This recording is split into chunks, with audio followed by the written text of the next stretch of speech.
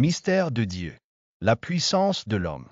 Les archéologues fouillent la Terre pour retrouver de petits souvenirs des anciens habitants du monde. Des empires gigantesques, seuls subsistent des pots en argile et quelques inscriptions qui nous permettent de mieux les comprendre. Qu'est-il arrivé à leur grandeur? Dans la Bible, Dieu a annoncé la destruction de certains royaumes antiques. La Syrie, l'Assyrie, la Philistie, Babylone et bien d'autres. Les habitants de la Syrie et de l'Égypte actuelle ne possèdent que quelques vestiges de bâtiments de ces cultures qui ont résisté à la dégradation et au tremblement de terre. Aujourd'hui, nous allons parler d'un peuple qui occupait la majeure partie du Moyen-Orient et de l'Afrique, mais dont la grandeur a été rasée. L'empire néo-babylonien a existé de 612 avenue Jésus-Christ à 539 avenue Jésus-Christ, date à laquelle les Mèdes et les Perses l'ont conquis. Dieu permit aux Assyriens et aux Babyloniens de prendre le contrôle de nombreux territoires dont les habitants avaient des coutumes abominables à ses yeux, comme le sacrifice d'enfants aux idoles, des comportements sexuels anormaux, l'injustice et les abus de leurs dirigeants. Les peuples mentionnés dans la Bible, comme Édom, Élam, Moab, la Philistie et la gigantesque Assyrie, furent soumis. Et surtout, le roi Nabuchodonosor II dévasta Israël, déporta la quasi-totalité du peuple et brûla et pilla le temple de Jérusalem construit par Salomon. Pourquoi Dieu permit la destruction de son temple? Parce que les Israélites oublièrent Dieu et commettèrent des péchés pires que leurs voisins païens. Jérémie 36, 29-31 dit, « Tu diras à Joachim, roi de Juda, ainsi parle l'Éternel. Tu as brûlé ce livre, en disant, pourquoi y as-tu écrit? Le roi de Babylone viendra, détruira ce pays, et y exterminera hommes et bêtes. C'est pourquoi ainsi parle l'Éternel sur Joachim, roi de Juda. Il n'y aura plus personne pour s'asseoir sur le trône de David, et son corps sera exposé à la chaleur le jour et au froid la nuit. Je punirai ses malheurs sur lui, sur sa descendance et sur ses ministres. Je ferai venir sur eux, sur les habitants de Jérusalem et sur les hommes de Juda, tous les malheurs que j'ai prononcés contre eux, mais qu'ils n'ont pas écoutés. » Ézéchiel 22, 23-31 dit, « La parole de l'Éternel m'a été adressée, en ces mots, Fils de l'homme, dis-lui, tu n'es pas d'un pays pur, ni arrosé par la pluie au jour de la colère. Il y a au milieu d'elle une conspiration de ses prophètes, comme un lion rugissant qui déchire sa proie. Ils ont dévoré les âmes, pris les biens et la gloire, et multiplié ses veuves au milieu d'elle. Ces prêtres ont violé ma loi et profané mes sanctuaires. Ils n'ont fait aucune distinction entre ce qui est saint et ce qui est profane, ni entre ce qui est impur et ce qui est pur. Ils ont détourné les yeux de mes sabbats, et j'ai été profané au milieu d'eux. Ces princes au milieu d'elles sont comme des loups déchirant leur proie, versant le sang, pour détruire les âmes et s'enrichir injustement. Et ces prophètes les ont couverts de boue impure, leur prophétisant des vanités et leur devinant des mensonges, disant, « Ainsi parle le Seigneur, l'Éternel. » Et le Seigneur n'a pas parlé. Le peuple du pays a exercé l'oppression et commis le vol. Ils ont fait violence aux malheureux et aux pauvres, et ont opprimé l'étranger sans justice. Et j'ai cherché parmi eux un homme qui dresserait une et se tiendrait à la brèche devant moi, pour protéger le pays, afin que je ne le détruise pas. Mais je n'en ai pas trouvé. C'est pourquoi j'ai déversé ma fureur sur eux. Dans l'ardeur de ma colère, je les ai consumés. J'ai fait retomber leurs fautes sur leur tête, déclare le Seigneur, l'Éternel. La fureur de Dieu était immense.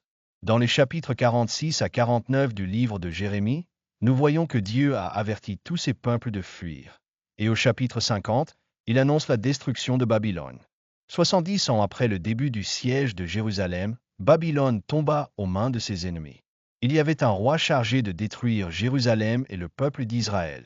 Dieu l'appelle « Mon serviteur Nebuchadnezzar » parce qu'il accomplissait ce que Dieu avait ordonné. Cela faisait de lui un serviteur de Dieu. C'était un véritable sauvage, comme les rois de son temps. Il a ordonné la mort et la souffrance de ses ennemis, a rasé des peuples, a manqué de miséricorde et s'est rempli d'orgueil. Il en est venu à croire que ses triomphes étaient dus à sa puissance. Nabuchodonosor eut l'expérience de gérer 4 jeunes juifs qu'il avait nommés à des postes à sa cour pour leur intelligence. Un jour, il exigea que chacun se prosterne et adore une statue d'or qu'il avait fait ériger. Les jeunes Hébreux refusèrent d'adorer la statue. Alors, furieux, Nabuchodonosor ordonna de les jeter dans une fournaise ardente. Nabuchodonosor dit, « Quel Dieu vous délivrera de mes mains ?» Il mit Dieu à l'épreuve. Il s'apprêtait à s'endormir lorsque Dieu lui montra les 3 jeunes hommes marchant dans le feu aux côtés d'un être céleste. Ses sujets durent le prendre pour un fou lorsqu'il ordonna aux jeunes hommes de quitter la fournaise, mais ils en sortirent bel et bien sains et saufs. Même leurs vêtements ne brûlèrent pas. Face à cette démonstration de la puissance divine, Nabuchodonosor dit « Béni soit leur Dieu, qui a envoyé son ange et a délivré ses serviteurs qui se confiaient en lui. Il n'y a pas de Dieu qui puisse délivrer comme celui-ci. » Daniel 3, 28-30. Nabuchodonosor eut sa première rencontre avec Dieu. Un autre jeune hébreu, Daniel, lui avait interprété un rêve. Comme Joseph avec Pharaon, il devint l'un des principaux conseillers de Nebuchadnezzar. Le chapitre 4 du livre de Daniel contient un témoignage du roi Nebuchadnezzar. La splendeur de son royaume était sans égale. Une fois de plus, un rêve le perturba dans sa paix, et il envoya chercher Daniel pour qu'il l'interprète.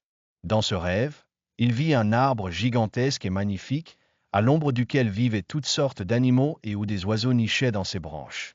Soudain, un veilleur descendit du ciel et ordonna que l'arbre soit coupé, ses branches coupées et ses fruits dispersés, laissant les racines liées par du fer et du bronze. Que son cœur d'homme se change en cœur de bête et que 7 ans le traversent. Le but était que les vivants sachent que le Très-Haut gouverne le royaume des hommes, le donne à qui il veut et y place le plus humble des hommes. Daniel expliqua à Nebuchadnezzar que cet arbre était l'homme le plus puissant du monde, le roi Nebuchadnezzar lui-même. Daniel lui conseilla « Rachète tes péchés par la justice, et tes iniquités par la miséricorde envers les opprimés. » La sentence fut exécutée et pendant cette saison, Nabuchodonosor fut nourri et traité comme un animal, incapable de raisonner. La souffrance nous brise et nous détruit, et pas seulement Nabuchodonosor. Chacun peut être vaincu par des tragédies physiques, matérielles et émotionnelles qui le poussent au comble du désespoir. Nabuchodonosor connut le Dieu des Hébreux grâce au témoignage de ces 4 jeunes hommes, plus important encore, en découvrant que ce Dieu des Hébreux communiquait avec lui par le premier rêve que Daniel interpréta concernant l'image représentant les royaumes les plus puissants de la terre, détruits par une petite pierre arrachée de la montagne sans intervention humaine, réduisant ces peuples en poussière avant de disparaître. Lisez Daniel chapitre 2. Il a également appris à connaître Dieu en sauvant des jeunes qui n'adoraient aucun autre Dieu que leur Dieu. Dieu lui-même le lui fit comprendre, finalement, en l'avertissant du malheur qui s'abattait sur Nabuchodonosor. Nabuchodonosor comprit qu'il n'y avait qu'un seul Dieu, qu'il l'écoutait, qu'il savait qui il était, qu'il connaissait ses péchés et que Dieu connaissait ses serviteurs et les protégeait. Dieu se souciait de Nabuchodonosor, et il se soucie de moi et de toi aussi. Dieu connaît ta situation, ton malheur, ta tristesse, et il s'en soucie. La force humaine ne suffit pas, nous ne sommes que des êtres fragiles, incapables de résoudre les difficultés auxquelles nous sommes confrontés. L'agression, le mépris, le pillage et l'échec nous accablent et nous détruisent. Mais Nabuchodonosor réagit et nous rendit son témoignage, comme nous le lisons dans Daniel 4, 34-37. Mais, à la fin des jours, moi, Nebuchadnezzar, j'ai levé les yeux au ciel, et la raison m'est revenue. Et j'ai béni le Très-Haut, et j'ai loué et glorifié celui qui vit éternellement, dont la domination dure à toujours, et dont le règne subsiste à jamais. Tous les habitants de la terre sont considérés comme rien. Et pourtant il agit comme il veut dans l'armée des cieux et parmi les habitants de la terre, et personne ne peut résister à sa main ni lui dire « Que fais-tu » Alors, ma raison me fut rendue, et la majesté de mon royaume, ma dignité et ma grandeur me revinrent. Mes gouverneurs et mes conseillers me recherchèrent, et je fus rétabli dans mon royaume, et une grandeur encore plus grande me fut donnée. Maintenant, moi, Nebuchadnezzar, je loue, j'exalte et je glorifie le roi des cieux, car toutes ses œuvres sont vraies, et ses voies sont justes, et il peut humilier ceux qui marchent avec orgueil. Dieu a ressuscité Nebuchadnezzar et l'a rétabli dans sa position de roi de Babylone. Il n'a pas vu son vaste royaume perdu. Babylone fut conquise sous le règne de son fils, qui refusa d'honorer Dieu.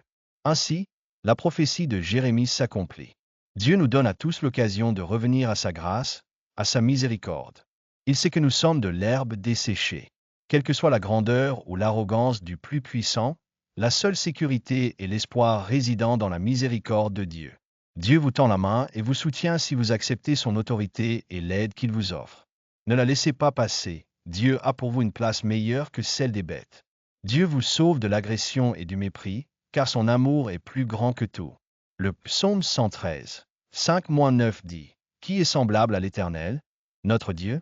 Il siège en hauteur, il s'abaisse pour regarder le ciel et la terre, il relève le pauvre de la poussière et le pauvre du fumier, pour les faire asseoir avec les princes, avec les chefs de son peuple. Il fait habiter la stérile dans sa famille, et il se réjouit d'être maire. Alléluia.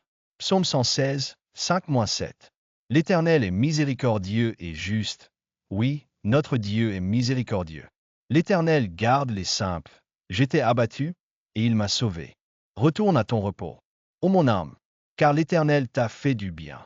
Si vous avez apprécié notre vidéo, vous nous seriez très utile en l'aimant, en vous abonnant à la chaîne et en activant la cloche. Cette chaîne n'est pas monétisable, mais nous avons besoin de votre soutien pour continuer à créer des vidéos.